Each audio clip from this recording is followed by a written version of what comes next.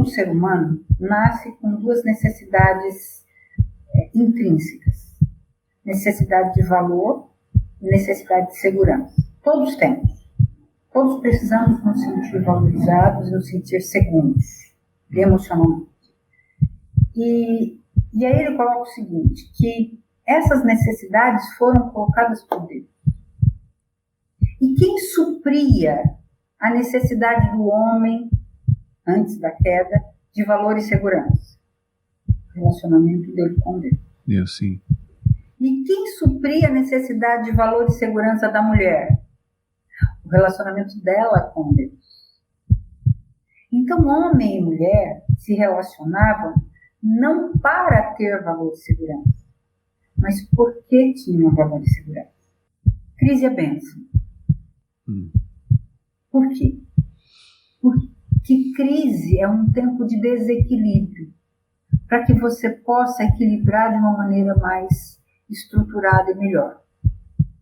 Então, quando você entra em crise, a situação é muito desconfortável, mas é uma baita oportunidade para você organizar de uma maneira mais frutífera. Porque se tivesse bom do jeito que estava, não tinha entrado em crise. Olá, seja muito bem-vindo. Para aqueles que não me conhecem, meu nome é Rafael Almeida e hoje nós vamos abordar o tema psicologia e cristianismo, mais especificamente como tomar decisões. Para falar sobre esse importante tema, eu convidei aqui a psicóloga Cláudia e ela vai nos esclarecer um pouco mais a respeito deste assunto. Cláudia, muito obrigado por ter aceitado o nosso convite. É um prazer estar aqui, pastor Rafael, e uma alegria poder dividir um pouco daquilo que a gente pode pensar a respeito de tomar decisões. Amém, obrigado. Antes de nós prosseguirmos, eu quero já deixar logo um aviso aí para as pessoas que estão assistindo a gente. Se vocês observaram, eu tenho gravado já com alguns psicólogos. Gravei há um tempo atrás com o psicólogo Emerson Cavalheiro, gravei também com a psicóloga Mara Brito. Eu vou deixar um link aqui em cima do vídeo para vocês assistirem. Com o psicólogo Emerson foi a respeito da mente psicopata e com a psicóloga Mara foi sobre o tema depressão. Deem uma conferida, assistam, vale muito a pena.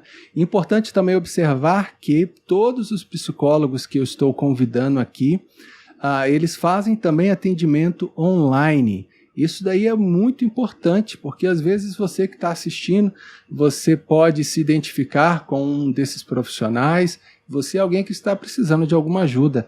E eles também, além de terem um auxílio da psicologia, mais ainda são servos de Deus, pessoas tementes ao Senhor, que podem com certeza ajudar muito você. Então, querida Cláudia, por favor, fale um pouquinho mais de você, da sua trajetória para as pessoas que estão assistindo a gente. É um prazer. Eu sou a Ana Cláudia, eu sou casada com o Marcos, tenho 2 filhos, o Mateus, de 20 anos, o Lucas, de 16, 17 agora, em setembro, e o meu trabalho, a minha motivação para fazer a psicologia, na verdade, começou com o meu trabalho na igreja. Eu trabalhava com adolescentes, chegou a época, de uma escolha, falando de escolhas, da profissão, então eu fui fazer psicologia, terminando a psicologia, eu fui fazer pós-graduação, especialização na PUC de São Paulo, em terapia familiar e de casal, porque trabalhava com adolescentes e entendi que não dava para trabalhar adolescente sem trabalhar família. Então a motivação inicial foi essa.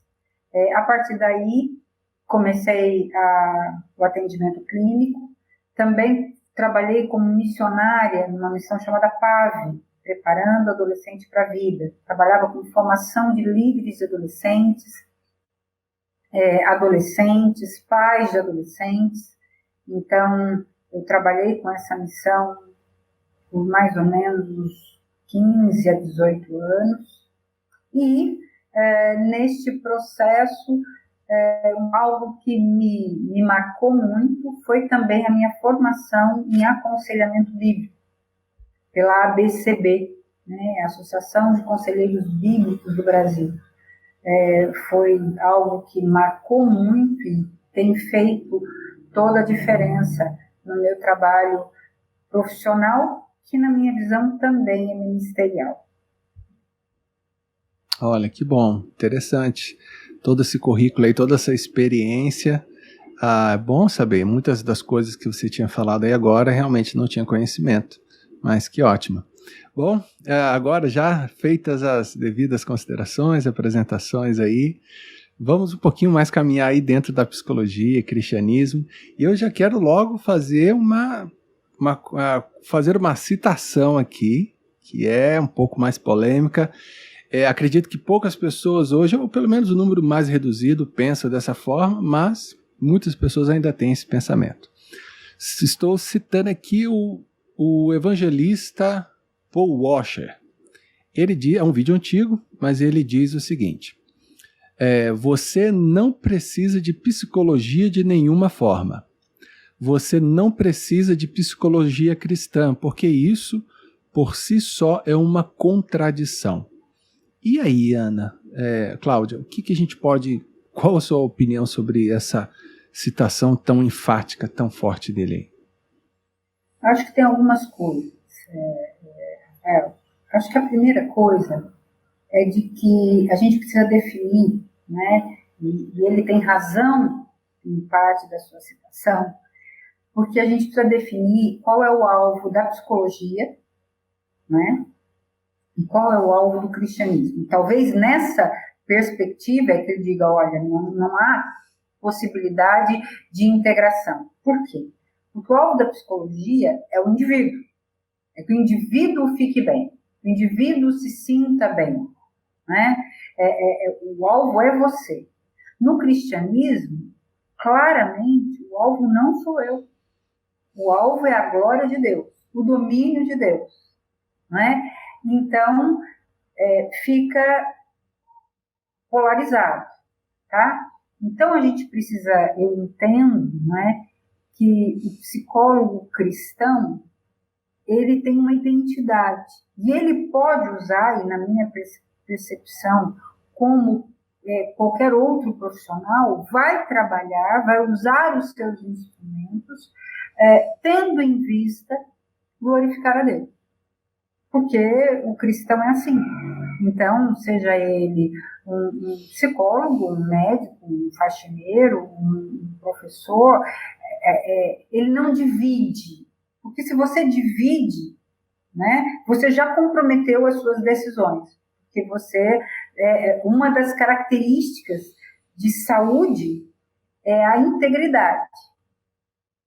Então, nessa questão do Paul Washer, eu entendo o que ele está colocando e vejo que quando nós exercemos qualquer que seja a profissão, e a psicologia mais em foco, porque ela tem esse objetivo muito específico, então quando nós exercemos a psicologia ou outra profissão, sem que a nossa identidade primeira de cristão esteja, né, em evidência, então nós vamos caminhar de forma desvirtuada com a palavra, assim como a psicologia também entra nisso, ou talvez esteja mais dentro disso. Eu ouvi recentemente um pastor que eu achei muito interessante. Ele falou assim, eu não tenho problema nenhum com a psicologia.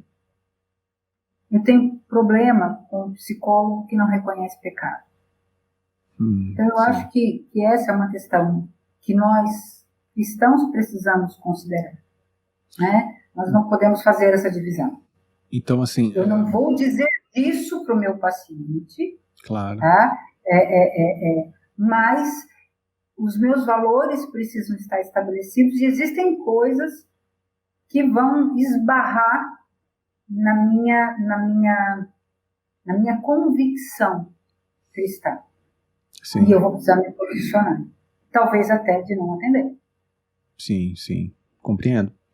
Deixa eu fazer algumas considerações em cima disso, então. E de antemão, qualquer coisa que eu falar aqui, enfim, psicologia não é minha área, eu posso falar aqui uma grande besteira, tá bom? Por favor, sinta-se à vontade, me corrija aí. Mas então, assim, a psicologia, só para as pessoas tentarem ficar um pouco mais direto, a pessoa chega ao psicólogo, o psicólogo, teoricamente, ele promove um bem-estar para aquela pessoa.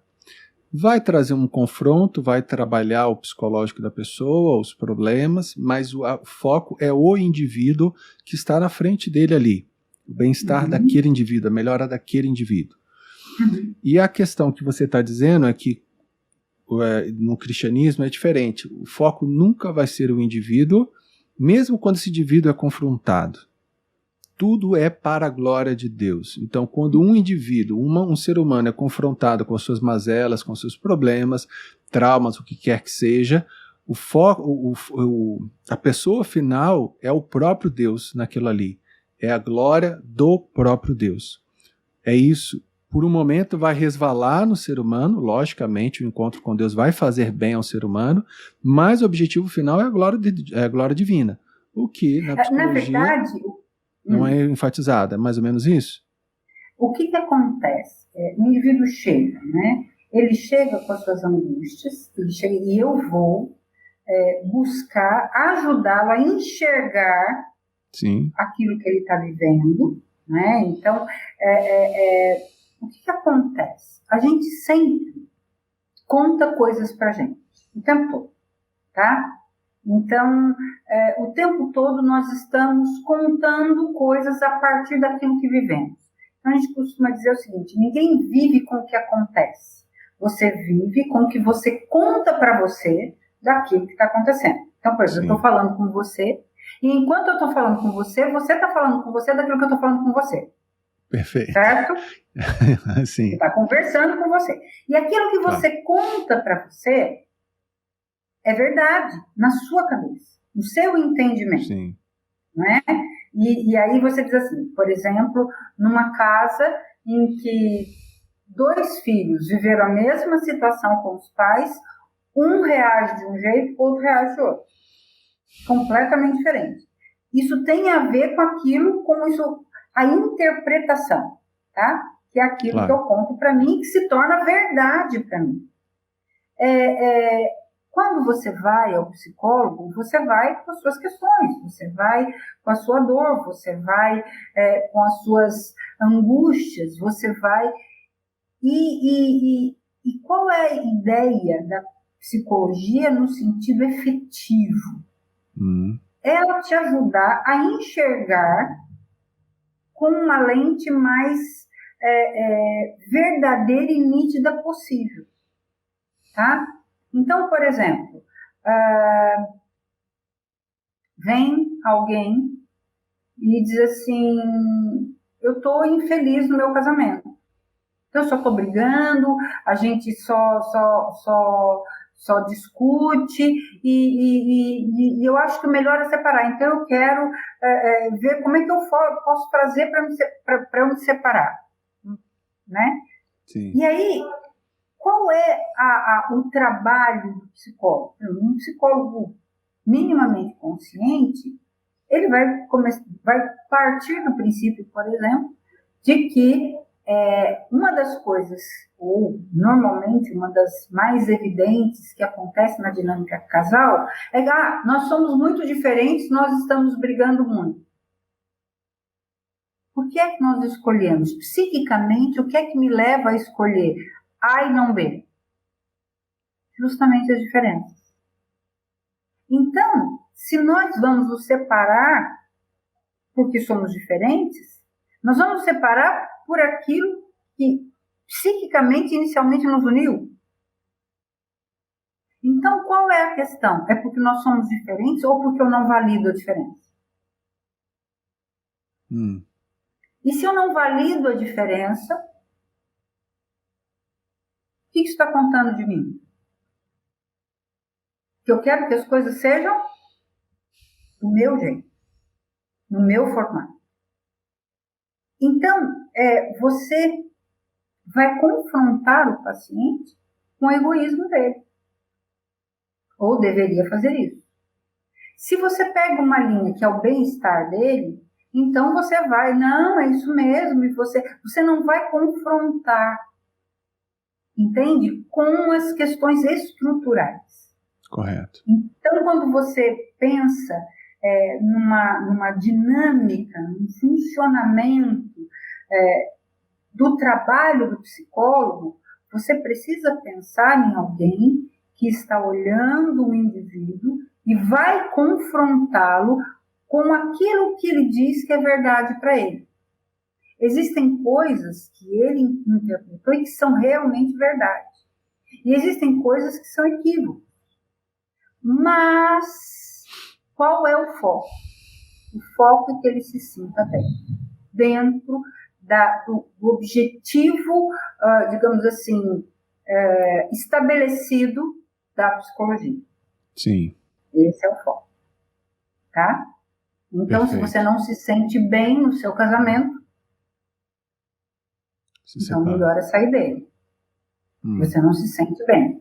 Agora, quando você pensa dentro de uma linha, dentro de um entendimento, digamos assim, até da psicologia de forma mais... eu vou falar da minha linha, fica mais fácil, tá? Por exemplo, eu trabalho na linha sistêmica. A linha sistêmica, ela trabalha valores da família. Então, o foco, quando um paciente chega dizendo, olha, estou querendo me separar porque a gente está brigando muito e porque a gente é muito diferente, o investimento, primeiro, é a busca da restauração desse casamento. Sim. E aí você vai trabalhar quais são as alianças, quais são as questões que estão envolvidas. Agora, os princípios, os valores do profissional estão presentes? Sem dúvida nenhuma. E eu vou te dizer uma coisa, Rafael. A esmagadora maioria, vamos pensar aí, 85% dos meus pacientes vieram até mim porque sabiam dos meus valores. Bom. Então, aí entra a diferença. Por quê? Porque quando você pensa, por exemplo, no cristianismo, sim, e aí a gente foca a glória de Deus, e qual é a vantagem que eu levo nisso? Toda. Por quê? Porque quando eu faço na lógica, quando eu funciono na lógica de Deus, que é para a glória dele, mas é a lógica dele, o jeito que ele organizou, o jeito que ele pensa que deve funcionar, isso vai me satisfazer. E aí tem uma diferença muito grande. Existe uma diferença entre você estar cheio e você estar satisfeito. Imagina que você chega para mim e fala assim, nossa, Ana Cláudia, eu estou morrendo de sede, que vontade de tomar um copão de coca suando, com aquele limão espetado, o gásinho saindo, aquela coisa. Eu te ouço, vou lá dentro, trago um copão de água filtrada para você e te dou. Inicialmente, como é que você vai se sentir? Bem cheio, satisfeito. Não. Como Peraí. assim? Eu falei para você, você chegou e eu estou morrendo de sede. Ah, sim. Que vontade de tomar um copão de você coca. Vai ver aquela água. Sim. Aí eu vou lá e te trago água. Como é que você vai se sentir? Aliviado? De primeiro momento? Não? Volta comigo, Rafael. Oh, meu Deus, vamos lá. Frustrado. Por quê? Você disse, estou morrendo de sede, e em seguida você disse do seu desejo. Um copão de coca suando, com limão espetado. Você me traz água. Você vai ficar frustrado. Claro, decepcionado. Claro. Aí você toma água, você está com sede. Sim. Você vai ficar satisfeito. Porque a água mata a sede. Se eu trouxer o copão de coca para você, daqui a pouco você vai dizer, Ana, você não tem um suquinho aí? Aí eu te dou o suco. Aí daqui a pouco você fala assim, nossa, vontade de tomar um sorvete. que você foi trocando, você vai ficando cheio, mas nunca satisfeito. Compreendi.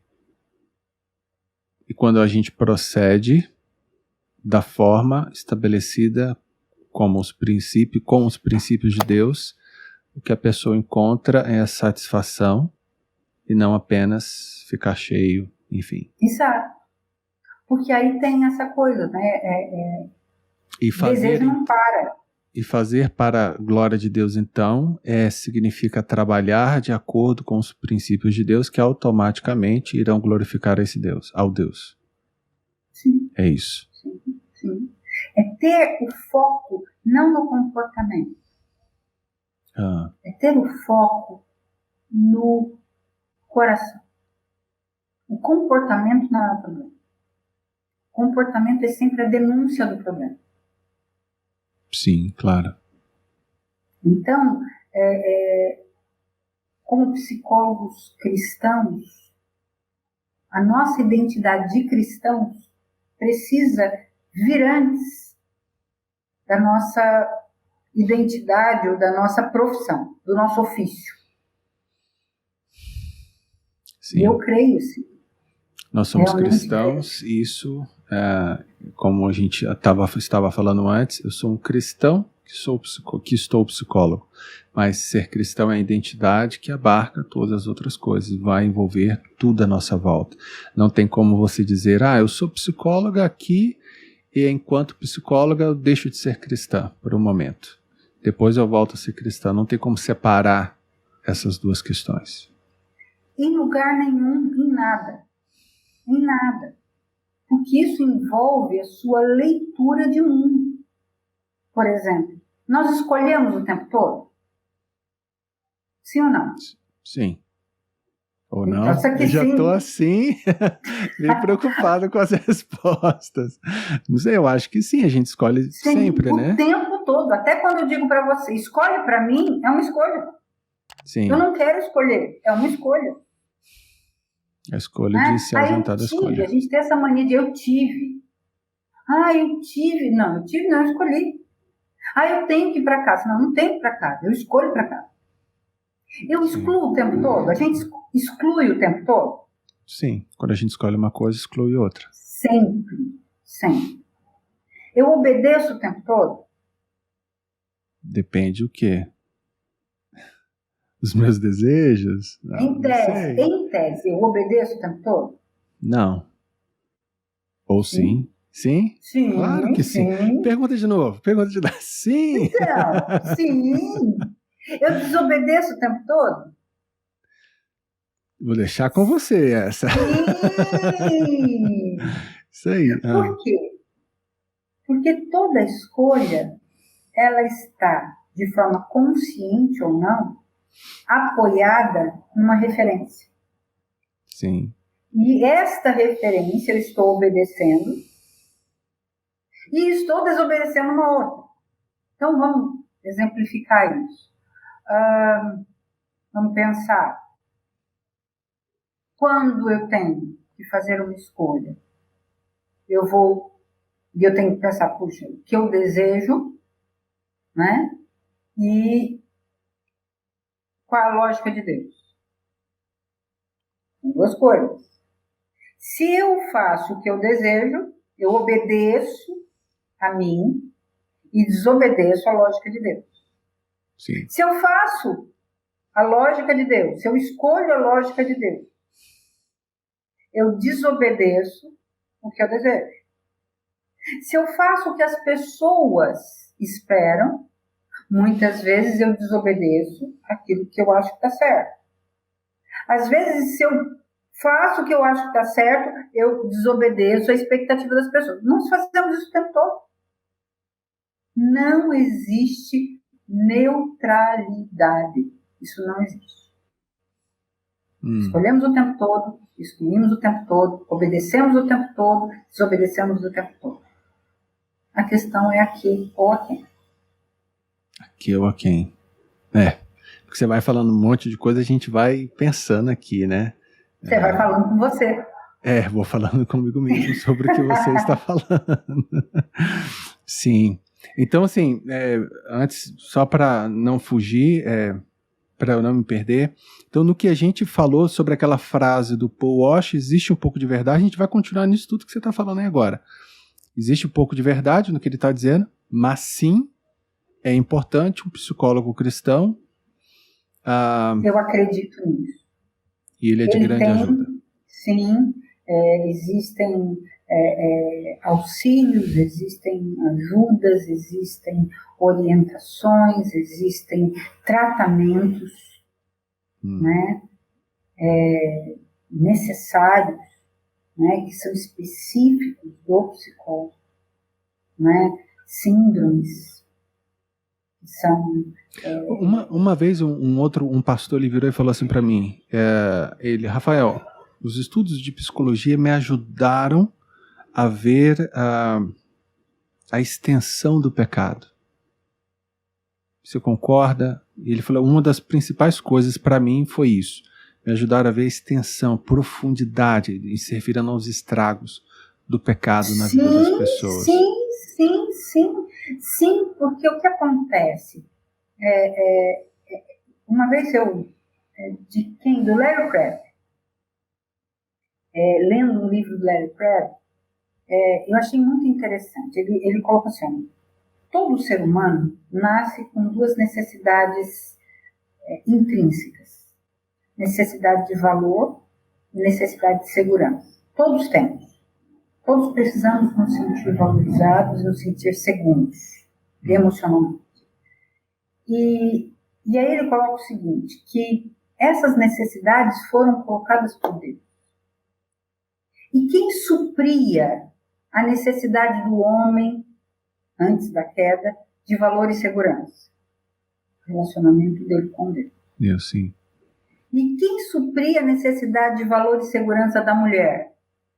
O relacionamento dela com Deus.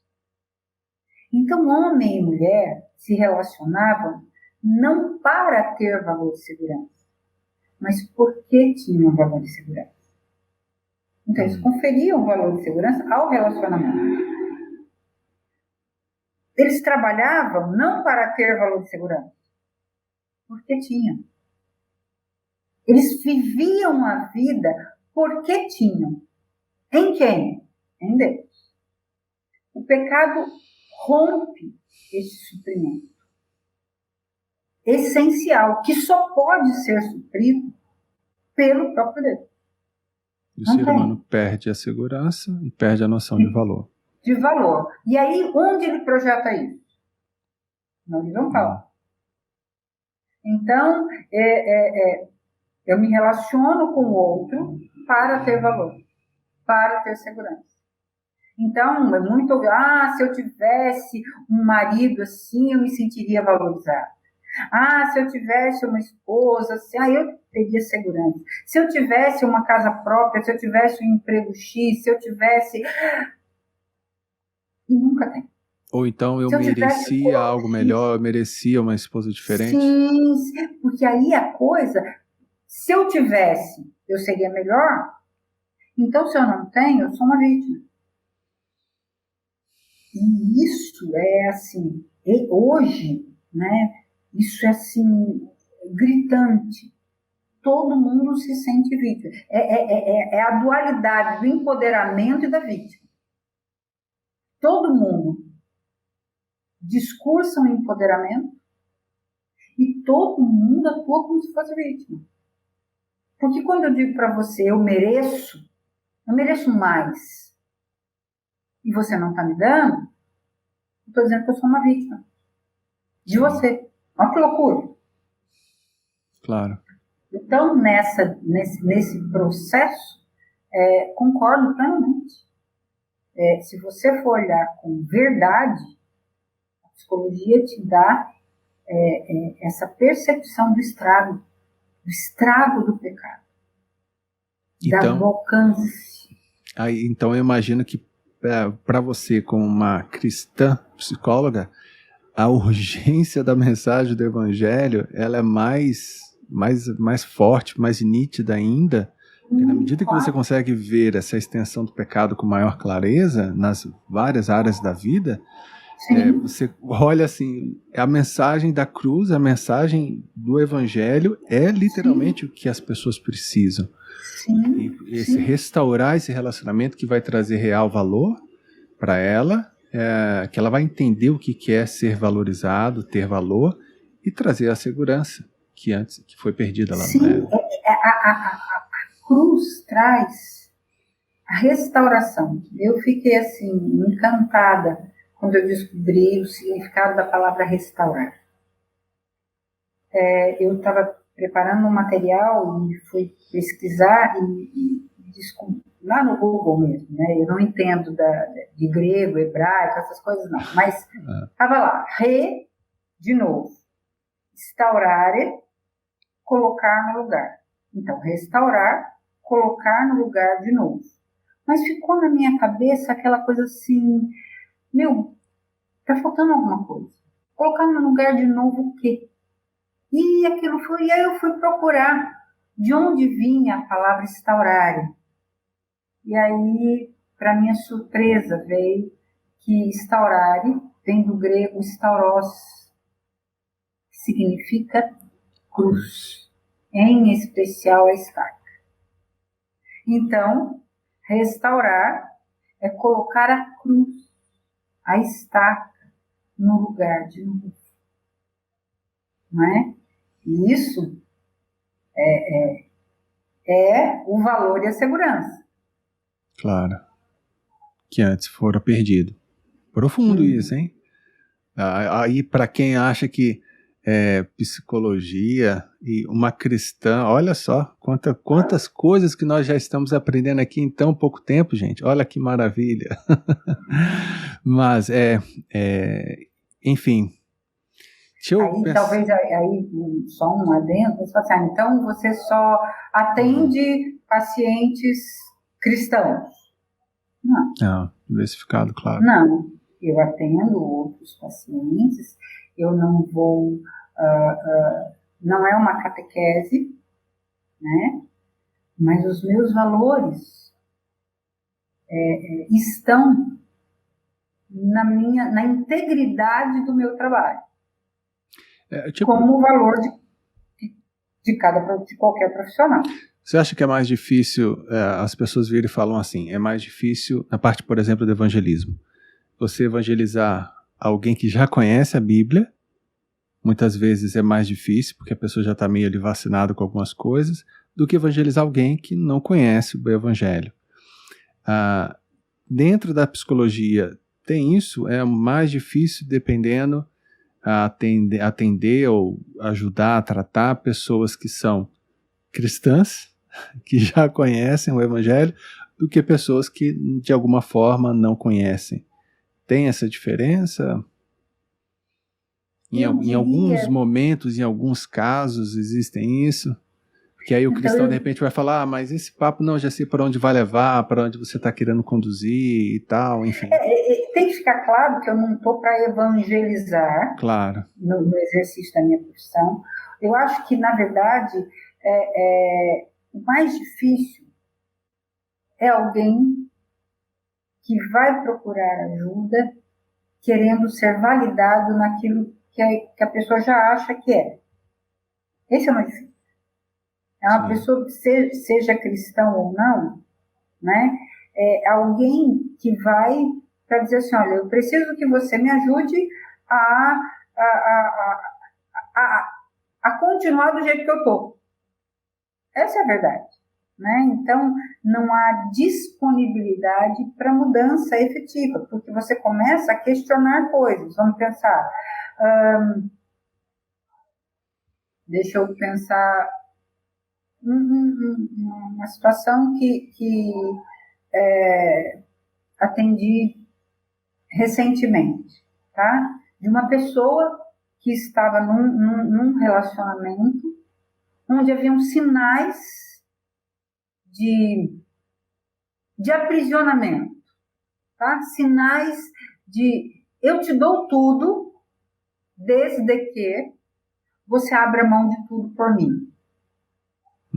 Então, a relação era assim. Então, o que eu preciso sinalizar? A questão é abrir mão? A questão é ficar com a pessoa? Ou a questão é o lugar que essa pessoa quer, a dinâmica que essa pessoa quer estabelecer com você em termos de controle, em termos de aprisionamento? O que isso representa? E muitas vezes o que acontece, o indivíduo te procura para validar aquilo que ela já quer fazer.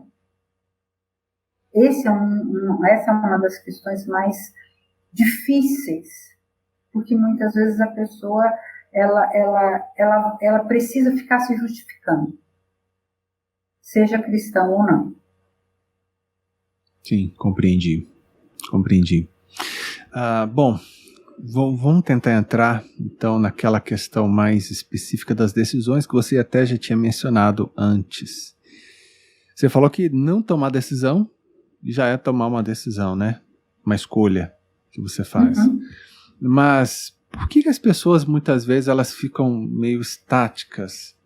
Eu entendi, a gente compreendeu o que você quis dizer com isso, mas o fato é que as pessoas não conseguem dizer sim nem não, elas ficam meio inertes diante de determinadas situações. Por que disso? Por que as pessoas têm essas dificuldades de dizer sim ou não para determinadas coisas, de tomar decisões? Existem duas questões, né? Existe uma necessidade, uma expectativa de controle, você quer saber o resultado para poder dizer, né? Então, muitas das paralisações acontecem porque a pessoa quer saber, e se eu fizer isso, o que vai dar? Se eu fizer aquilo, o que vai dar?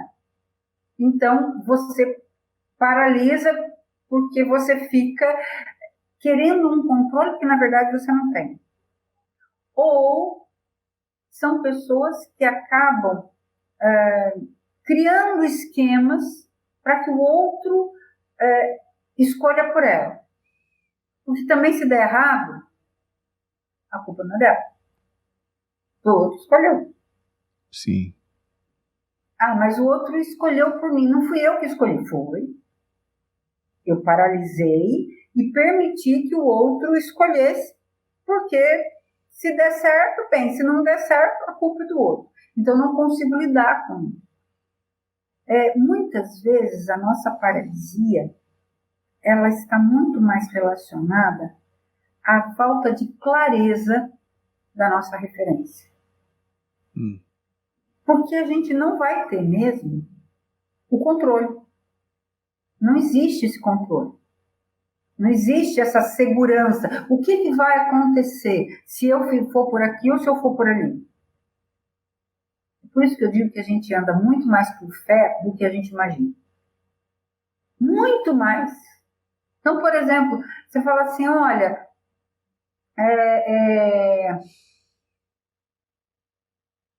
deixa eu dar um exemplo. Tá. Eu vou para casa daqui a pouco. Meu marido está lá me esperando. No meu caso, né? Quem garante que ele está? Não tem como saber, né? Não tem garantia. Mas eu vou por quê? Por aquilo que eu creio. Sim. Tá? É a minha casa, o meu lugar, e eu vou por aquilo que eu creio. Fazemos investimentos, tomamos decisões por aquilo que entendemos, que cremos ser o melhor. Mas nesse caso, nesse exemplo que você citou, não é mais fácil tomar uma decisão de ir para lá porque você sabe que seu marido está lá, porque também já é algo corriqueiro do seu cotidiano? E acaba sendo um pouco diferente quando nós nos deparamos com coisas que não fazem parte do nosso cotidiano. São decisões que de repente vão mudar, alterar muita coisa na nossa vida. Aí se torna um pouco diferente. Por exemplo, tem um rapaz aqui do Canadá, canadense mesmo ele, um rapaz jovem, 18, 19 anos, e ele simplesmente, o pai querer, porque queria que ele decidisse o que fazer na vida, em termos de faculdade, de estudos. Ele dizia que ele não conseguia decidir. Só que aí, conversando comigo, ele falou assim, Rafael, a questão de decisão para ele era em tudo. Não era somente na faculdade. Qualquer coisa que era um pouco mais desafiante para ele, ele falava, eu fico bloqueado. Eu não consigo decidir. Me dá meio uma angústia. E aí a vida dele, né, vai passar com o tempo e ele não vai, enfim, vai deixar de experimentar muitas coisas. Mas como então a pessoa se libertar disso e começar a tomar decisões de forma mais assertiva? Acho que uma primeira coisa é identificar qual o medo. Tá, vamos pegar esse rapaz. Eu não consigo escolher, por exemplo, um curso. Qual o medo que eu tenho? O que eu imagino que seria ruim? Né? Então, você vai ver, por exemplo, a pessoa pode te elencar medos dos mais diversos tipos. Então, por exemplo, medo, de repente, de que as pessoas não aprovem, medo de que ele não consiga se dar bem, medo que ele não decole na carreira, medo, por exemplo, que ele não ganhe o suficiente. E aí, normalmente, esses medos estão onde? No resultado. E aí eu tenho medo de algo que eu absolutamente não tenho alcance. Não tenho alcance. Então, a primeira coisa que eu preciso identificar, qual o meu medo? Este é um medo que eu possa, porque o medo já remete a algo que eu não controlo. Às vezes é um medo da não aprovação. Meu pai quer que eu faça uma faculdade. Aí eu vou escolher uma, aí meu pai fala assim, nossa, mas isso? Onde você vai chegar com isso? E aí você entra numa crise. Então, primeira coisa, crise é bênção. Por quê? Porque crise é um tempo de desequilíbrio, para que você possa equilibrar de uma maneira mais estruturada e melhor. Então, quando você entra em crise, a situação é muito desconfortável, mas é uma baita oportunidade para você organizar de uma maneira mais frutífera. Porque se tivesse bom do jeito que estava, não tinha entrado em crise. Segundo, a crise é uma oportunidade de você exercitar as suas possibilidades. Então, no caso, por exemplo, desse rapaz, em vez de você pensar lá na frente, no que vai dar, você pode pensar assim, o que eu tenho? Hoje, o que eu tenho? Quais são as possibilidades que eu tenho? Por mais ridículas que possam ser. Então, eu preciso reconhecer essas possibilidades. E como nós estamos num podcast estruturalmente cristão, eu acho muito legal quando você pensa que, hoje eu estava até lendo o texto da multiplicação, da segunda multiplicação de pães, quando Jesus percebe a necessidade. E eu quero dizer para você, Jesus conhece a sua necessidade antes que você se dê conta dela. Então ele diz assim, olha, a multidão está com fome, eles estão há 3 dias aqui com a gente, e tem gente que mora tão longe que não vai conseguir chegar em casa. Vai ficar pelo caminho. Vamos dar comida para eles.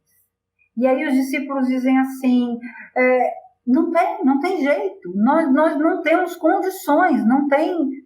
E Jesus não pergunta quanto seria necessário. Quanto vocês estimam de pão que seria necessário, de dinheiro para comprar, qual a padaria mais próxima? Ele diz, o que vocês têm? O que tem aí? A gente tem 7 pães. Onde é? Então a primeira coisa, reconheça o que você tem. O que você tem? Nossa, mas o que eu tenho é O que você tem? Quais são as possibilidades? Aí o que você vai fazer? Dentro dessas possibilidades, o que existe de caminho? Dentro do quê? De uma perspectiva da lógica de Deus. Porque lembra que nós falamos, escolhemos, excluímos, obedecemos, desobedecemos? Toda Sim. escolha reflete uma lógica. E uma lógica de Deus, que pode ou não ser bíblica. Essa é uma outra questão importante. Porque normalmente nós ouvimos muito, e isso é muito comum, inclusive no meio cristão, Deus não quer que eu seja infeliz. Leia-se, Deus quer atender os meus desejos. E essa não é uma boa bússola para tomar decisões. Deus quer ser obedecido. Então, dentro das suas possibilidades, qual é a lógica de Deus dentro daquilo que você tem? Então, por exemplo, na escolha de um curso, quais são as minhas habilidades? Pegar, assim, coisa mais básica do mundo. Quais são as disciplinas que eu mais gosto? Que eu me dou melhor? Dentro disso, eu vou conseguir desenvolver. Ah, mas eu vou ser... O que eu vou ser com isso? Peraí, você está querendo saber o final da história. Não dá, porque aí você trava. Sim. Aí você se fecha. Porque você quer um controle que não existe. Então, eu preciso saber o que eu faço com isso no próximo passo. E isso vai aliviando. Isso vai, por exemplo, resolução de conflito. Escolha na resolução de conflito. Por exemplo, vou falar ou não vou falar com determinada pessoa? Seja um chefe, seja um marido, seja esposa, seja... E aí? Como é que a gente faz? Parâmetro depende do referencial da pessoa. Isso vai influenciar na decisão dela de falar ou não, né? Exato. Então, qual é o meu parâmetro? Então, por exemplo, qual seria um parâmetro? Um parâmetro é a palavra de Deus? Pois é, mas eu preciso passar por mim primeiro. Qual a minha motivação? Qual é a minha motivação? Muitas vezes eu vou resolver um conflito com você para mostrar para você o quanto você está errado. Eu não vou resolver um conflito com você para mostrar para você como isso me afetou.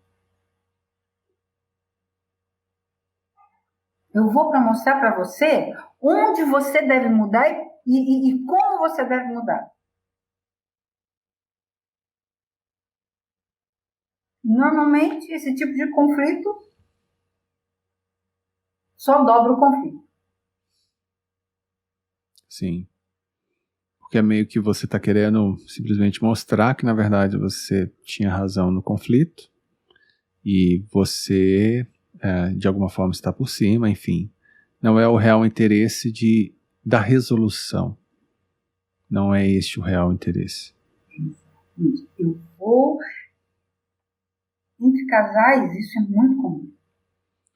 Você passa a vida inteira tentando mostrar para o outro como o outro deve agir. E, na verdade, a única pessoa que você pode mudar? Então, para tomar a si mesmo, né? Então, para tomar uma decisão, você está dizendo para a pessoa olhar para aquilo que move ela ao querer tomar uma decisão na relação, por exemplo, que você colocou aí de conflitos. Por exemplo. Tá. Mas, então, como que eu poderia dizer? Então as pessoas têm que levar em consideração as motivações elas têm que levar em consideração o que elas têm diante dela, naquele simples momento. Daí você colocou o exemplo de Cristo, era o que as pessoas tinham, ou seja, e a gente parar para entender que o pouco que a gente tem já é o suficiente para uma tomada de decisão. A gente não precisa de muito. E uma tomada de decisão dentro do que temos. O que foi que aconteceu? Eu acho isso fascinante. Na primeira multiplicação dos pães, eu gosto muito dessas vivências bíblicas. Na primeira multiplicação de pães, de quem era o recurso que tinha? Era de um garotinho, certo? Certo. E os discípulos dizem assim, Jesus, olha, o que vocês têm? Diz, olha, tem um menino, então me dá o que tem.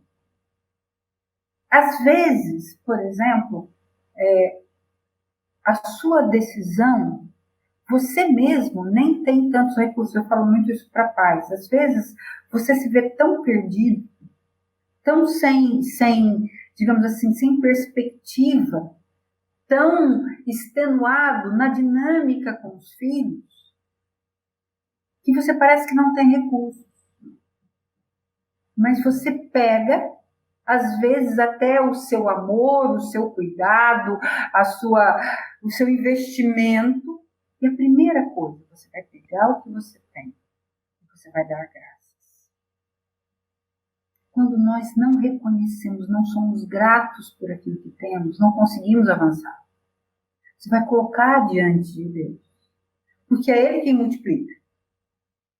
Aquilo, por si, ele não vai render, mas aquilo, diante da pessoa certa, ele vai render. Não é? E não é coisa milagrosa, é coisa contínua, porque você vai ver as possibilidades. Não espere estrondos. E essa é uma outra coisa que o Senhor nos ensina. Ele usa sempre a partir daquilo que tem. O que aconteceu com o cego de nascença? Como é que Jesus curou o cego de nascença? Terra e cuspe. Que coisa mais natural que terra e cuspe? Eu não consigo imaginar quantas vezes Jesus cuspiu até virar lodo. Passou no rosto, no olho do cego. A situação dele melhorou ou piorou de cara? De cara. Cara, parece que eu fico até com receio de responder aqui diante da psicóloga. Piorou. Sim. Porque ele continuava cego e com a cara suja de lama. Tá, claro.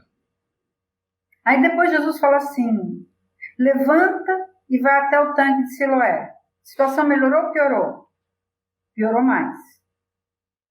Porque ele, cego, com a cara suja de lama, ainda teve que sair do lugar. E ele saiu do lugar por quê? Lembra que a gente falou? Que toda decisão implica em fé? Sim. Ele podia ter dito, não, para lá, quer fazer milagre, faz. Mas eu não vou. Não me exponha a isso tudo. Exato, você tá me mas expondo. Ele vai e se expõe. E se expõe. E aí ele vai e lava o rosto.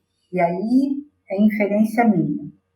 Mas provavelmente, não inferência minha que ele lavou o rosto, ele foi lavar o rosto. A minha inferência vem agora. Muito provavelmente, qual a primeira imagem que ele viu quando lavou o rosto? Não sei. A dele. No espelho d'água. No espelho d'água, sim. Muito provavelmente. E essa é uma coisa interessante. Quando a gente faz as coisas na lógica de Deus, a gente se vê mais claramente. Com mais nitidez. A gente vê as situações com mais nitidez. a gente consegue fazer caminhos, escolhas com mais nitidez, não necessariamente mais confortáveis. Isso tem que ficar claro. Não necessariamente mais preservados, em termos de até disposição. Porque naquela obediência desse cego, ele se expôs. Sim. E a situação de cara não melhorou. Sim. Ele tomou a decisão e a situação, ele não foi vendo, ele foi cego. Sim, perfeito. Na tomada de decisão, por isso essa questão do parâmetro. Porque, na verdade, Rafael, quando você toma uma decisão, de verdade todo mundo vai cego. Um casal que decide ter um filho, ele entrou, mas está cego. O que vai acontecer com esse filho? Como é que vai ser? É cego. Você casou. Você entra cego. Ah, quanto tempo vai durar esse casamento? Não tem como saber, né? A gente tem a projeção. Você foi para o Canadá. Foi cego. Sim. Quanta coisa já aconteceu com você aí que você nem imaginava? Claro. Quantas situações que se tivessem contado para você antes, que você passaria, você diz, não vou. Eu não vou ter condições de resolver isso. Eu não vou saber o que fazer. Sim ou não? Verdade, verdade. E a gente ia procurar de todas as formas evitar, fugir daquele confronto, da possível crise que aquela circunstância nos levaria, né? Por isso a gente não quer crises, mas é perfeito, é isso mesmo. Agora, quando eu faço a decisão apoiada em segurança, em valores absolutos, eu sei que o próximo passo vai ter a provisão. E a provisão, ela não vem toda. Ela vem aos poucos. Na medida certa, no tempo certo, sim. Perfeito. E, ok. E agora, uma outra questão. Por que então muitas pessoas tomam decisão, mudam de decisão, depois mudam de decisão de novo e fica o tempo todo sempre decidindo e desdecidindo. Enfim, por que disso? Eu acho que tem duas coisas. Uma coisa é quando a pessoa conserta, né? Ela tomou uma decisão, entendeu que aquilo foi errado, por algum motivo, tá? Que aquilo foi inadequado, e ela faz o conserto.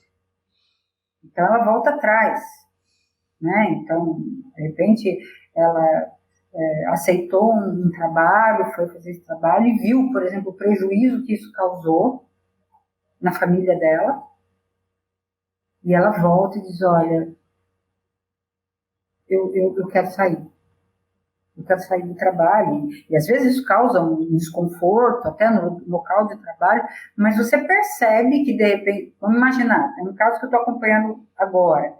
Então, a pessoa conseguiu um trabalho, um alto cargo e tudo mais, e fez a escolha, mas ela viu, ela está 3 meses nessa condição, nesse emprego, e ela viu o estrago que isso causou na família. Em termos Então, ela voltou e disse assim, olha, eu estou pedindo a minha demissão. Tá? Então, ela está consertando. É uma atitude até sábia fazer isso. Né? Ela começou entendendo que seria de um jeito, imaginou que administraria, na prática não foi assim. Não foi porque houve problema na empresa que contratou, a empresa continuou com aquilo que manteve. Ela não conseguiu calcular o o impacto disso na vida, na dinâmica familiar. Então, ela volta e diz, olha, eu estou pedindo a minha demissão. Sim. Aqui, eu vou pesar, e aí tá a minha carreira como executiva e tá a minha família. E é aí que entra o meu valor. Então, o meu valor diz que aqui qualquer outra pessoa vai poder me substituir. E que aqui, na condição de mãe, eu estaria comprometendo a lógica de Deus no exercício da minha missão. Então, ela se baseia em algo e toma a decisão tomada. É um conselho, tá? É uma coisa. Sim. Uma outra coisa é a pessoa, digamos assim...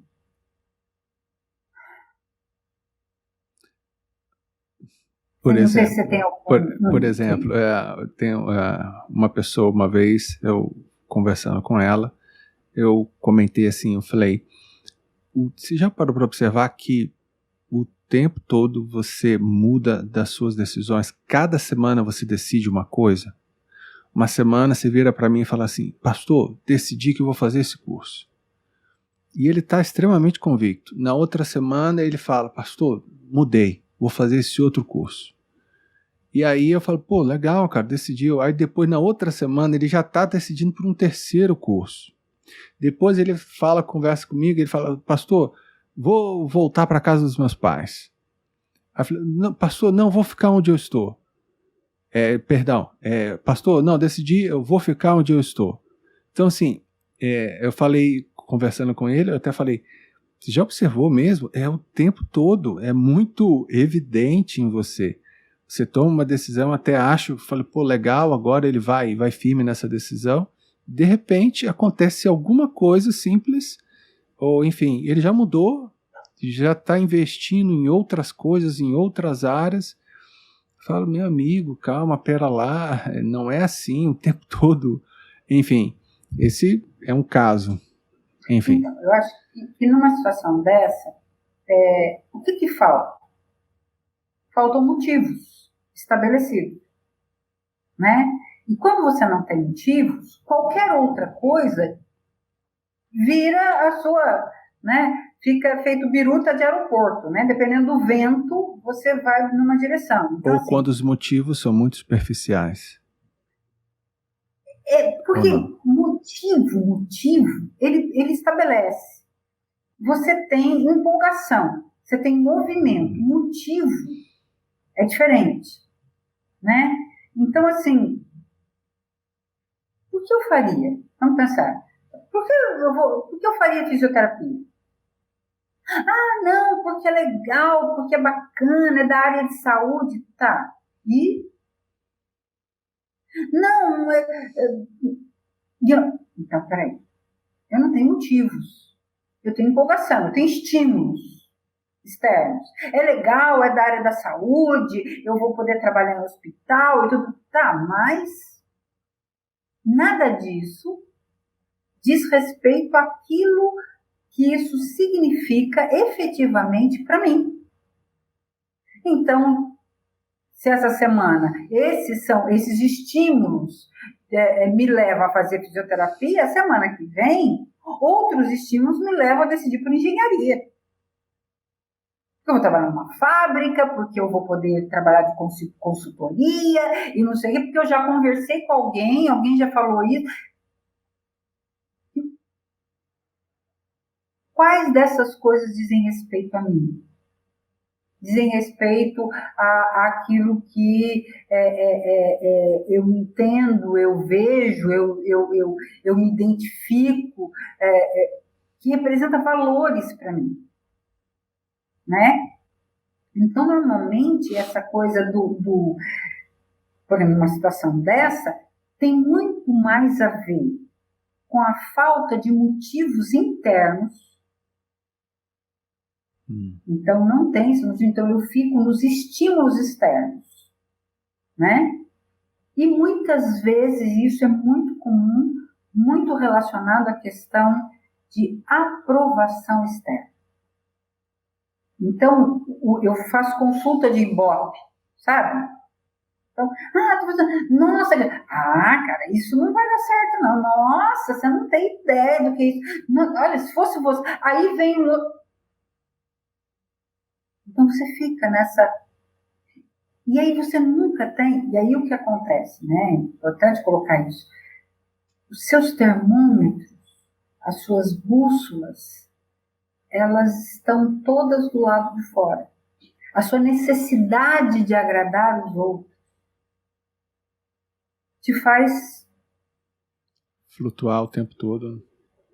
É como se você tivesse em roda gigante. Roda gigante, sim. Você gasta um tempo naquilo e você desce exatamente no mesmo lugar. E tonto. Né? Que é pior.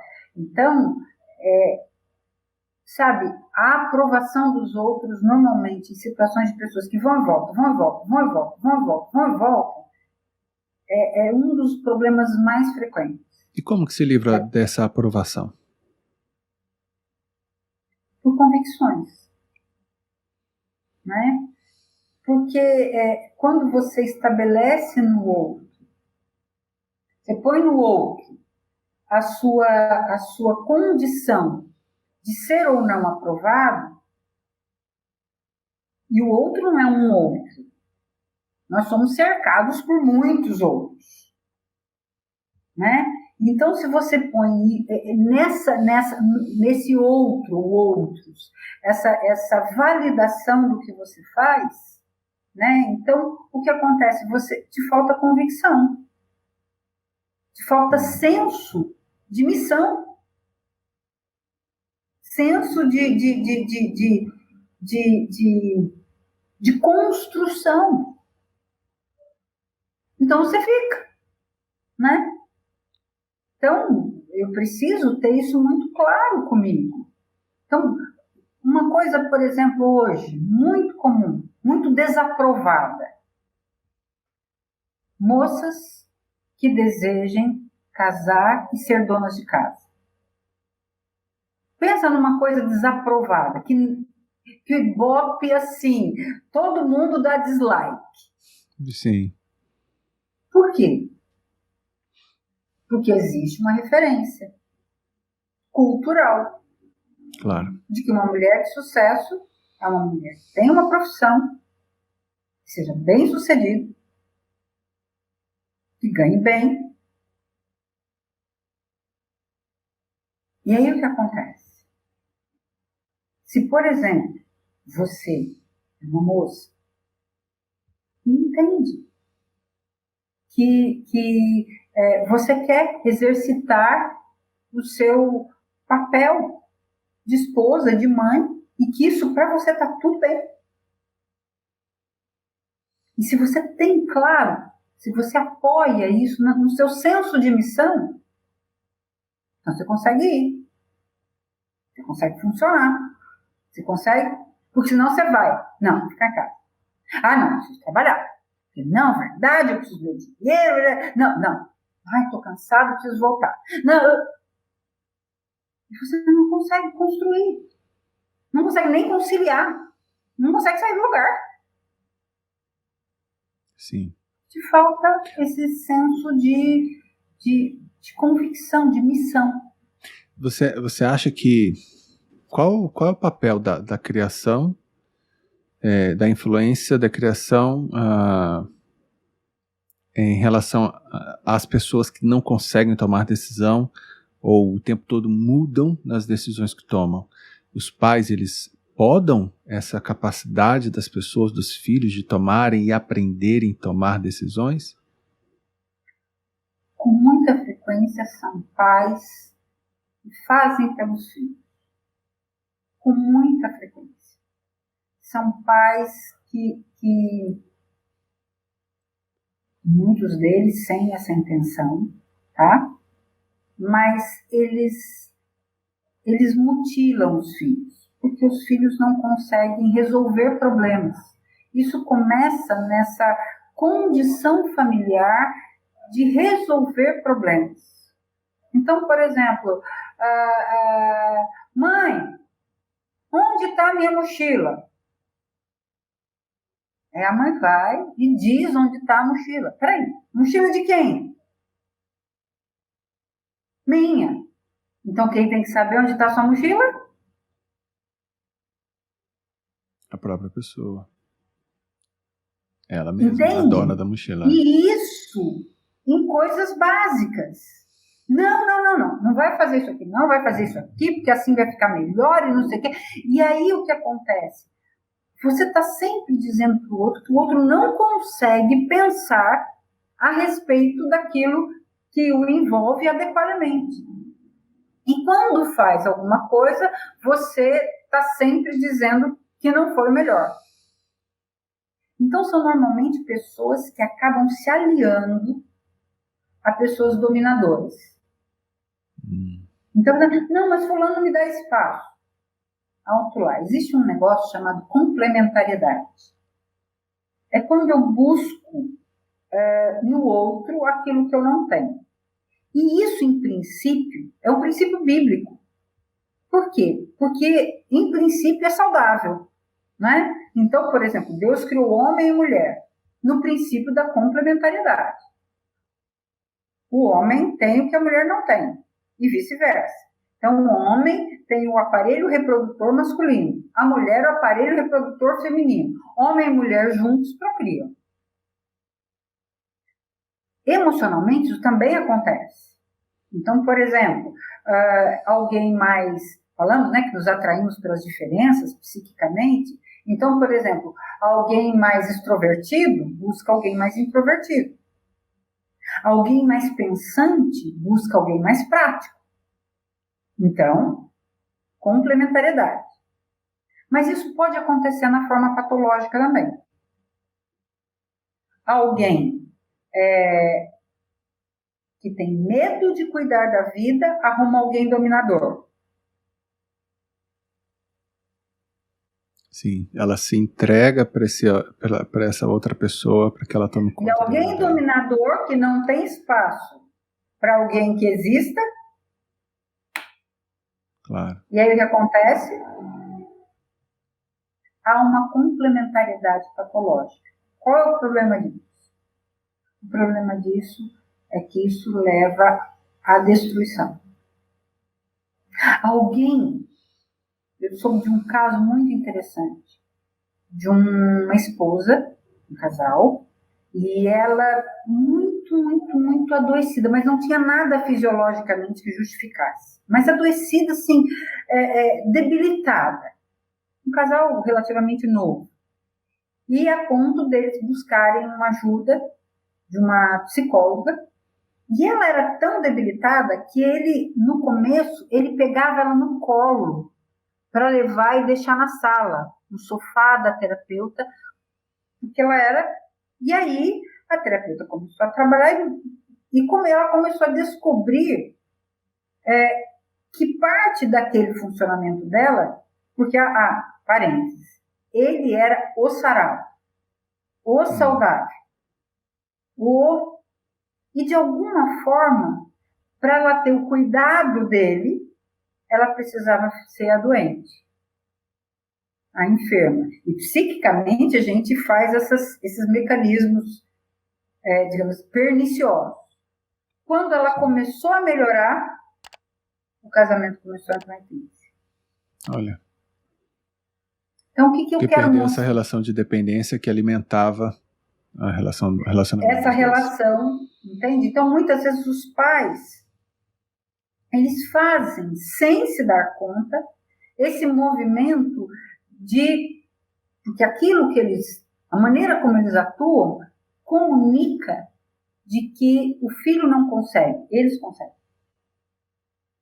Então, eu não ajudo o meu filho a lidar com problemas. Então, se ele tem um trabalho para entregar, eu vou e faço por ele. Né? Eu trabalhei muitos anos em escola, como psicóloga, e às vezes as professoras falavam assim, Não foi o meu aluno nunca que pintou esse desenho. Nunca. O desenho vinha de casa, de tarefa, perfeito. Sem uma saidinha fora do contorno. O que essa mãe ou esse pai está contando para esse filho? Do seu jeito, não. Você não sabe.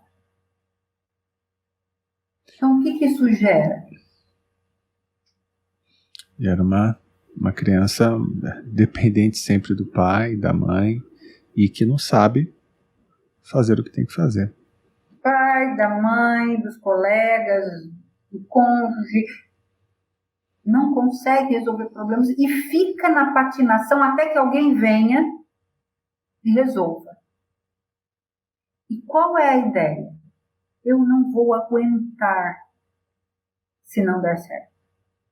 Então, se o outro resolve, eu também não preciso lidar se não der certo. Porque é a responsabilidade do outro. E com relação a palavras críticas sobre as decisões dos filhos, como pensar essas palavras críticas, demasiadamente críticas, sobre o que o filho decide e de como que isso pode, ou falta de palavras de afirmação, tipo, meu filho, poxa, parabéns pelo que você fez, parabéns pela sua decisão. Essas duas posições, a falta disso. No caso, falta de palavra de afirmação ou o excesso de palavras críticas sobre as decisões dos filhos.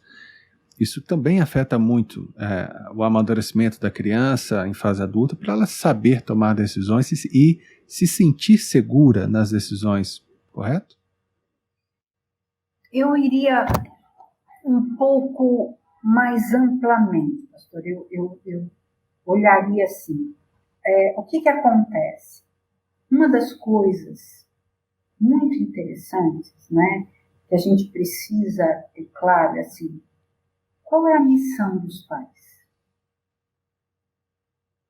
A missão dos pais é, no dia a dia, no levantar, no deitar, no andar, no sentar, no ir, no voltar, fazer o evangelho ganhar sentido no funcionamento dos filhos. Então, por exemplo, conserto.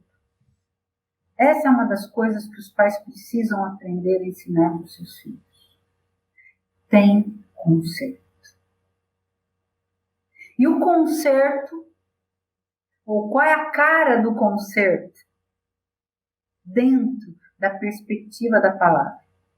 A graça. Como é que eu mostro graça para o meu filho? Mostrando para ele o conserto. Mostrando para ele o sentido, por exemplo, das verdades bíblicas. Então, quando eu trago o meu filho, por exemplo, vamos pensar, ele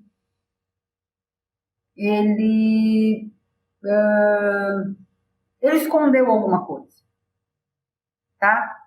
Ele mentiu. Então, eu vou trabalhar para ele. Então, essa coisa do confronto e da esperança. Eu acho que os pais precisam, e os pais cristãos precisam ter isso. Nós precisamos confrontar os nossos filhos naquilo que é pecado. Então, por exemplo, mentira é pecado. Birra é pecado. Mas nós precisamos trazer para os nossos filhos sempre a esperança, o conserto, o perdão, a graça de Jesus. Como a graça de Jesus nos alcança. Então isso vai formando nele uma estima do alto. Por quê? Porque ele tem, digamos, âncora para resolver problemas. Ele tem estrutura para se posicionar. Porque ele não está posicionado em palavras de afirmação. Ele está posicionado na própria firmeza da palavra. Então, quando nós trazemos verdades da palavra para o dia a dia, sabe? Na maneira, por exemplo, vou trazer um exemplo aqui. Eu gosto muito de cozinhar, e gosto de cozinhar para minha família. Mas, há alguns anos atrás, eu ia tirar um período de férias e me veio à mente como eu não gostava de cada vez que as crianças iam e falavam, mãe, o que tem hoje? Dependendo do que tinha, era, isso, E aí eu quero incentivar vocês, pais que estejam ouvindo. Não existe nada que a gente não deva levar em oração diante do Senhor, se a gente não sabe o que fazer. E eu fui falar com o Senhor sobre isso. Falei, como é que eu vou fazer, Senhor? E aí me veio à mente a história do povo no deserto e o suprimento de Deus, que era o maná, para cada dia. Falei, entendi. Chamei os dois, falei assim, é o seguinte, a mamãe ama fazer comida para vocês. E eu não gosto quando vocês perguntam, principalmente quando vocês fazem careta. Por quê? Porque vocês estão desprezando o suprimento de Deus para nós. Então, eu quero dizer que a partir de hoje, todas as vezes que vocês me perguntarem o que é que tem hoje, eu vou dizer maná. Contei a história e disse, né, o que era o maná? O maná era o melhor de Deus para aquele dia. Então, todas as vezes que vocês me perguntarem o que é que tem hoje, eu vou dizer maná. E aí, lógico que, né, dia seguinte, né? Aí, mãe, o que você vai fazer hoje? Maná. O que é maná mesmo? Aí eu perguntava, né? O melhor. O melhor de quem? De Deus. Para quando? Para hoje. E assim foi. Aí, daqui uns 4, 5 dias, o meu mais novo falou, mãe, o que tem hoje? Maná. Mas maná de quê? Eu falei, não existe maná de quê? Maná é o melhor de Deus para hoje. Ele queria saber, né, o que era. Então, são coisas que nós precisamos mostrar para os nossos filhos. Que eles vão ter que, ele brigou na escola, seja ele criança, seja ele grande. Pois é. O que você vai fazer? Não, mas eu estava certo. Você estava certo. E quando você está certo, então você não precisa resolver. Você não precisa. Não, mas ele que tem que vir falar comigo. Pois é, o que a Bíblia diz? Qual é o exemplo de Jesus para nós? Então, o tempo todo você estava educando, estava e está, né? Educando seus filhos à luz de princípios bíblicos, essas verdades trazendo bem para a praticidade, no exemplo do maná, do dia a dia, de uma forma para ele enxergar realmente isso, princípios bíblicos na vida dele, e isso auxiliará ele lá na frente nas mais simples decisões, se ele tem que falar com amigos, se ele não tem, porque no dia a dia, na criação, a mãe, o pai foi incutindo isso no coração da mente da criança. Você vai estar criando uma cosmovisão, um jeito de interpretar a vida. Então, por exemplo, se o seu filho não lida com consequências, ele não vai aprender a resolver problemas, tomar decisões. Porque ele não vai entender que as decisões, ele precisa pensar no que ele vai fazer em função das consequências. Então, por exemplo, conhece a mãe louca? A mãe louca é aquela que grita e nada muda. Eu já falei! Não deixa esse negócio jogado! Não quero essa toalha! Olha, amanhã, se você deixar a toalha jogada no banheiro, você não vai sair. O camarada deixa a toalha jogada no banheiro, sai, você vai lá, louca de raiva, pega a toalha, pendura e daqui a pouco faz outra ameaça. Eu tenho umas dicas aqui. Se você é pai, irmão, não ameace. Não fale aquilo que você não é capaz de cumprir. Se você não for capaz de cumprir, não fale. Não fale. Tá, Ana, e aí? Faz o quê? Pois é, vamos imaginar. Meu filho, é o seguinte. Ter toalha é um privilégio, né? Só que quando a gente não sabe usar o privilégio, a gente sofre consequências. Então eu quero dizer para você, se você deixar a sua toalha jogada, você vai ter consequências. Você não vai ter toalha. Lógico que seu filho não vai acreditar, porque se você está ameaçando há muito tempo, ele aprendeu de que ele pode fazer o que ele quer, que nada acontece. Aí você chegou lá, a toalha está no chão. Você quer mudar ele. Muitas vezes eu não vou mudar o outro, eu vou mudar a minha postura. A toalha está no chão, fui lá, chuto a toalha, para mais no canto ainda, e deixo lá. Dia seguinte, cadê minha toalha? Onde você deixou? Não, eu preciso de outra toalha. Não. Você não escolheu deixar a toalha? Mas agora eu vou ficar sem toalha? Você vai me deixar sem toalha? Não, não sou eu que estou te deixando toalha. É você que está escolhendo ficar sem toalha. Eu não falei ontem. Se você deixasse, você não teria toalha. E como é que eu faço agora? Boa pergunta. Quem faz? Não foi você que escolheu? Então você vai ter que lidar com as consequências. Como é que eu vou me enxugar? Esse é um problema seu. Esse é um problema seu. Pula, faz ventinho, espera, sei lá. Ou usa a toalha que está no chão. Por quê? Porque se eu não favoreço consequências, se eu não crio uma situação que ele precisa lidar com o comportamento dele, eu estou contando para ele que ele não precisa se preocupar, que nada vai acontecer. E como é que isso se aplica? Filho, se eu, que sou limitado, cumpro aquilo que eu falo para você, quanto mais Deus. Então lembra disso. As nossas vivências precisam criar na cabeça dos nossos filhos um jeito de enxergar a vida na perspectiva de Deus. Eu preciso aprender isso.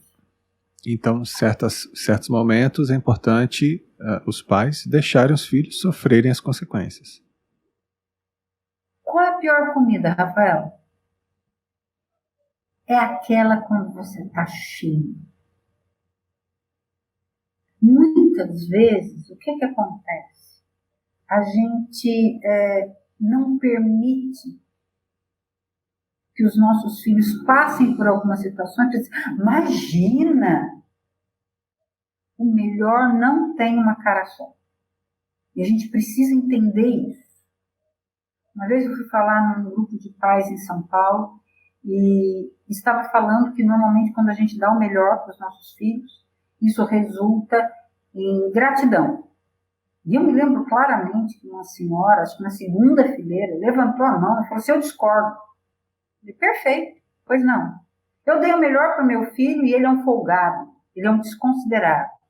Ok. Então vamos reconceituar o que é o melhor. Eu falei, mamãe deve deixar um filho passar fome? Não, ele deve. Claro que deve. Por quê? Porque se não há falta, não há desejo. Não há desejo, não há valor. Então o filho brinca com a comida quando ele não sente fome. Eu não vou nem matar o filho de fome. Sim, claro. Tá? Então, às vezes, o melhor é dar a comida. Às vezes é não dar. Para que ele sinta fome e possa valorizar a comida que está recebendo. E parando para pensar aqui na posição dos pais, às vezes é difícil para os pais decidirem tomar uma atitude dura como essa. Mas talvez porque os pais, o referencial deles, no caso Deus, a palavra, não está muito claro para eles. A gente ficou, os pais ficaram mais crentes na psicologia do que na palavra. E esse é um lamento. Porque, na verdade, a palavra tem os valores que uma pessoa precisa para tomar decisões. Quando a palavra diz, instrui o menino no caminho que deve andar, até quando envelhecer não se desviará dele, não é que o menino não vai se desviar do caminho, é que o caminho não vai sair de dentro do menino. Ele pode até fazer errado, mas aquilo está tão forte dentro dele que ele vai ter que fazer muito barulho para não ouvir aquilo que ele sabe. Porque ouvindo você falando, o que me parece existe uma clareza muito grande para você do que fazer e do que não fazer. Com muitas pessoas parece que não há clareza. Clareza do que tem que ser feito, não necessariamente o controle do resultado, sabe? Mas clareza do que fazer. Até porque não tem esse controle. Sim, dos resultados, você não sabe exatamente. Essa coisa assim, se eu fizer certo, vai dar certo. Não tem isso. Não tem. Se eu fizer tudo certo, vai dar tudo certo. Eu preciso fazer tudo certo. No nosso caso, dentro da referência da palavra, daquilo, não pelo meu filho, mas por quem me deu meu filho. Sim. Porque o que eu estou pensando aqui agora é, você toma uma decisão, a decisão é certa, mas às vezes o resultado não vai ser o certo, entre aspas. Não vai ser exatamente o que você esperava. E aí, não necessariamente quer dizer que você decidiu de forma errada. Perfeito. Mas você fez o que você tinha que fazer.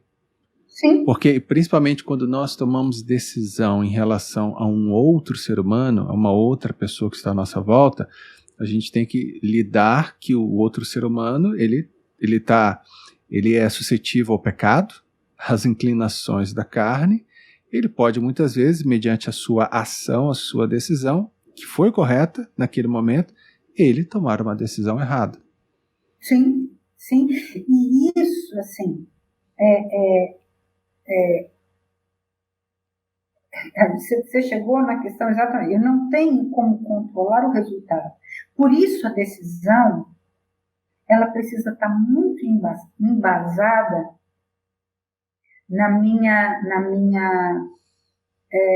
a minha decisão, na verdade, é o produto final da minha perspectiva. Toda decisão é o produto final de uma perspectiva. E eu sempre vou ter uma perspectiva. Seja a perspectiva da cultura, seja a perspectiva das pessoas que me cercam, seja a perspectiva da necessidade ou a perspectiva de Deus. Eu sempre vou olhar por uma perspectiva necessariamente. Então, nós precisamos ter claro qual é a perspectiva que vai guiar o meu olhar. Até porque, se amanhã, por exemplo, no caso de filhos, se amanhã o meu filho tomar caminhos que eu, particularmente, desaprovo, eu preciso ter muito claro que eu fui fiel naquilo que eu creio. Sim. E isso vai, digamos assim, me motivar ainda mais a continuar fiel naquilo que eu creio. Se eu faço qualquer outro tipo de movimento, a minha questão vai ser assim: puxa, o que eu podia ter feito? Porque normalmente, quando dá errado, a gente fala assim: o que eu podia ter feito? Como que se tivesse no meu controle? Esse o que eu podia ter feito, normalmente é assim: onde que eu perdi o controle? Então, se eu já parto do princípio que eu não tenho esse controle, e que eu preciso estar alinhada com quem tem o controle. Uma vez alguém disse que o meu braço é curto, principalmente em relação a filhos. Nosso alcance é curto. Mas eu preciso estar apoiada em quem tem o braço que vai onde ele vai. onde ele está, que o meu braço não alcança. Então, isso precisa estar muito estabelecido. Quem tem filhos adolescentes, que idade ímpar, que idade fascinante e que idade desafiadora. É a idade da oportunidade. Um período muito curto e que, se você investir, trazendo a lógica, não a lógica da igreja, a lógica do Deus da igreja. Você pode ajudar a que ele tome decisões que vão mudar o curso da vida dele. Sim. Legal. Cláudia, a gente já está meio que caminhando para o fim do nosso podcast, mas eu preciso fazer mais uma pergunta. Como pensar a questão da oração e as decisões que nós tomamos? Por exemplo, muitas pessoas são assim, eu só tomo decisões depois que eu orar e Deus me responder de alguma forma, eu ouvir muito claramente que Deus me direcionou a determinadas coisas. Você acha que sempre as pessoas precisam tomar, esse é o caminho a seguir, em questões mais importantes, ou mesmo em questões mais importantes, de repente você não vai ouvir uma coisa tão assim, né? Sobrenatural, mas você terá princípios e aí você poderia tomar decisões à luz apenas desses princípios. Como que você vê isso daí? Oração, decisão? Uma vez eu ouvi o pastor Russell Shedd fazer uma declaração que me marcou. Ele falou assim: ore sempre com a Bíblia aberta. A gente ora e a gente caminha junto com os princípios da palavra. Existem situações que eu acho que não existe nada, nenhuma situação que esteja fora do escopo da oração. Nenhuma. Não acho que existem coisas, essa divisão de vida, sabe? Minha vida pessoal, minha vida financeira, minha vida profissional, minha vida familiar, minha vida espiritual. Né? Não existe isso. Tudo que envolve a minha vida é espiritual. Não é isso que 1 Coríntios 10:31 vai dizer? Olha, quer vocês comam, bebam, andem de bicicleta, usem celular, assistam séries, cozinhem, caminhem, façam tudo para a glória de Deus. Então não existe nada, né, que fuja isso. Então, desde coisas as mais simples, porque é a sua vida devocional. Ah, tá, eu vou lá na loja comprar uma roupa e vou orar. Não é isso. Mas a minha vida de comunhão com Deus vai me levar a chegar na loja e olhar assim, puxa, não vai, eu não vou dar todo esse dinheiro nisso. Não faz sentido. Porque existe um senso de valor do meu relacionamento com Deus. Ou eu vou olhar e vou falar assim, vai chamar atenção. Está marcando muito. O princípio bíblico é que eu não defraude ninguém. Então, não, essa não. Não vai dar para levar. Então, eu parei e orei, nossa, devo levar essa saia ou não? Não. Isso já está fruto do meu relacionamento diário com Deus. Eu vou reconhecendo oportunidades. Eu gosto muito da definição de Cronos e Kairos. Né? O Cronos é o tempo sequencial. Hoje, quarta-feira, nesse horário, é o Cronos.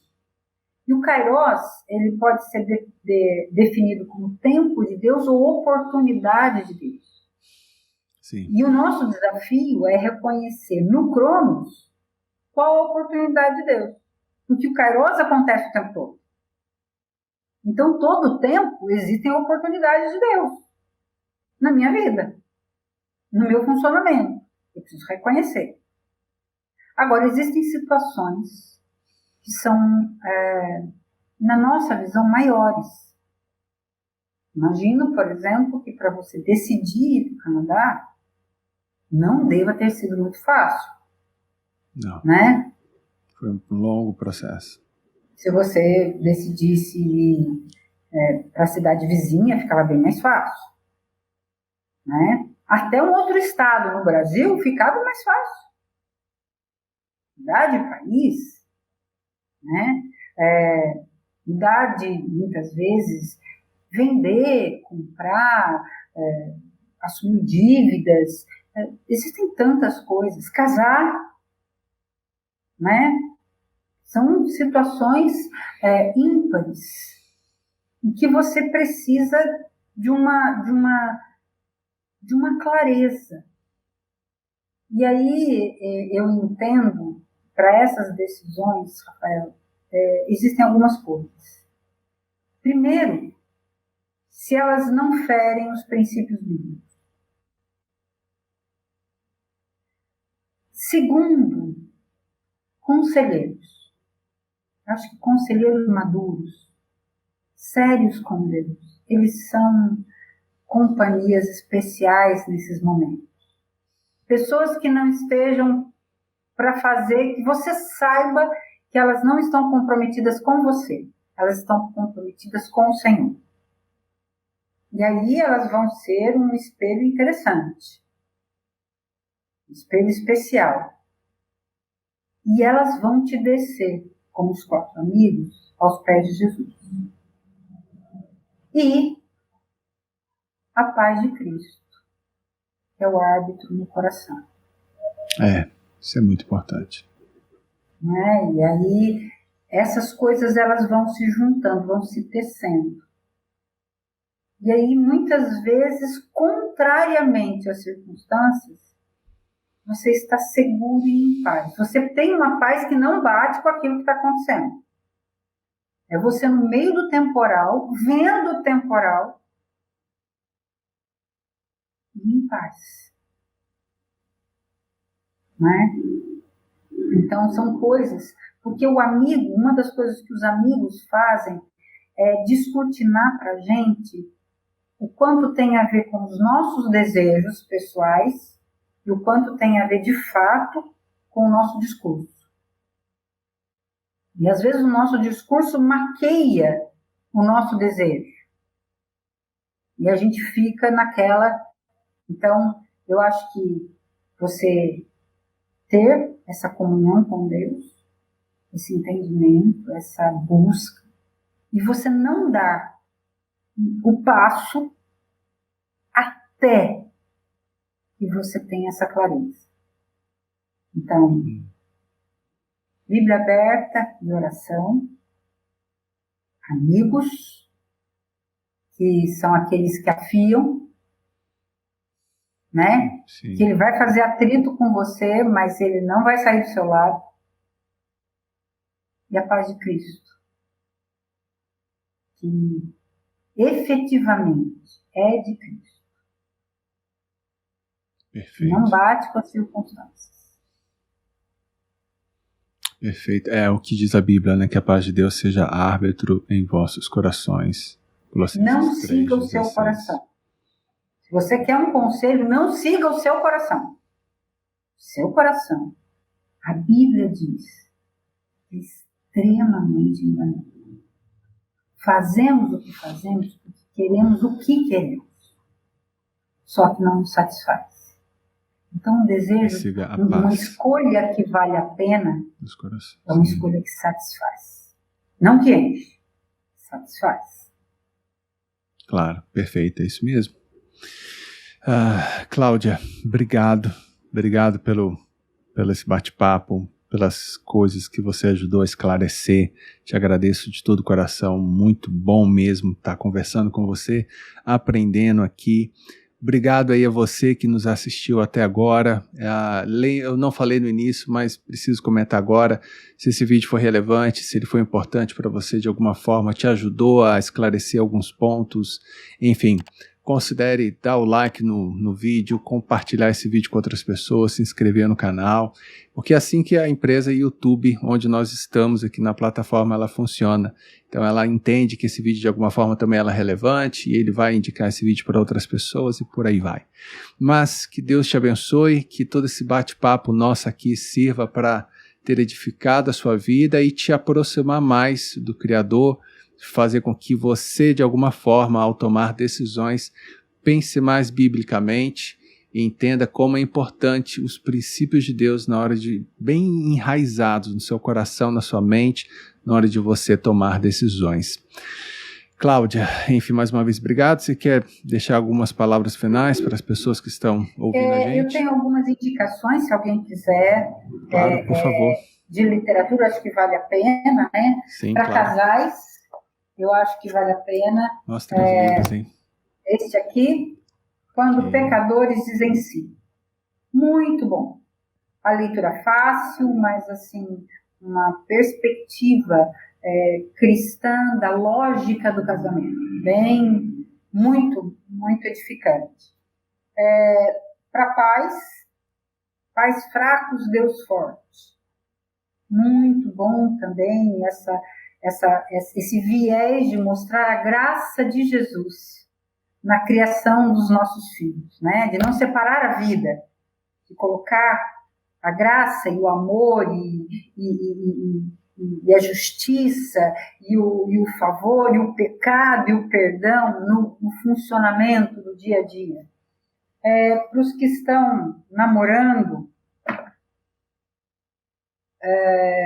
o namoro e o noivado que Deus sempre quis. Muito legal, muito pé no chão, muito prático, e esse tem também o perguntas e respostas, tá? E para quem tem respostas, filho, mostra novamente ele. Aqui, do namoro e noivado que Deus sempre quis. Ok. Então, é uma segunda, né, versão aqui do original. E para quem tem filho adolescente, idade da oportunidade. Como a gente pode interpretar e trabalhar com os nossos filhos na perspectiva da lógica de Deus, nos conflitos, nas angústias, nas indecisões, nos comportamentos. E o meu desejo é que, de alguma forma, você possa perceber que nós estamos sempre sujeitos a uma lógica. E que toda lógica tem na sua base, digamos assim, uma teologia, que pode não ser bíblica. Então, quando eu digo faça o que o seu coração mandar, eu estou dizendo assim, eu não tenho nada a ver com isso. Quando eu digo para você, a lógica de Deus satisfaz, então a minha lógica se sujeita a ela. Então, meu desejo é que você possa fazer decisões. E a primeira seja escolher a lógica que vem de Deus. Amém. Amém. Querida Cláudia, mais uma vez obrigado. Obrigado vocês também. E Deus te abençoe, Deus te abençoe em seu ministério, tudo que Deus tem colocado diante de você, que você continue a refletir a face de Deus perante as pessoas. Amém? Para a glória dele. Deus te abençoe. Amém, Cláudia. Querido. Um abraço. Obrigado. Deus te abençoe. Tchau. Amém.